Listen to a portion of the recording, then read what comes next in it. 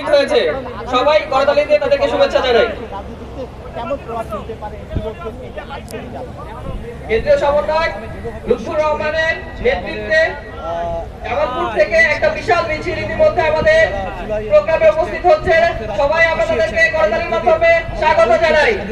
সেই স্বাধীনতাকে গণভবন থেকে পুনরুদ্ধার করে জাতির কাছে ফেরত দিয়েছে যারা, নিশ্চয়ই তারা রাজনীতিতে দারুণ একটি কল্যাণমুখী, মানবিক, ন্যায়ভিত্তিক, জ্ঞানভিত্তিক, সুশাসন, জবাবদিহিতা, স্বচ্ছতা নিশ্চিতপূর্বক একটি দারুণ ভূমিকা রাখতে তারা সক্ষম হবে। এবং চলমান যে সকল রাজনৈতিক দল আছে, আওয়ামী লীগ যেহেতু ভয়ানক দুঃশাসন, নৃশংসতা চালিয়ে এখন অন্যান্য যে সকল গাড়ি পার্কিং করার জন্য পুরাতন বাণিজ্য মেলার মাঠকে আমরা নির্ধারণ করেছি। পুরাতন বাণিজ্য মেলার মাঠে সকল গাড়ি পার্কিং হবে। পুরাতন বাণিজ্য মেলার মাঠে সকল গাড়ি পার্কিং হবে।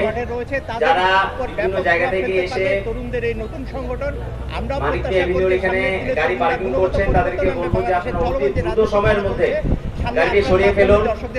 পুরাতন বাণিজ্য মেলার মাঠে গাড়িটিকে নিয়ে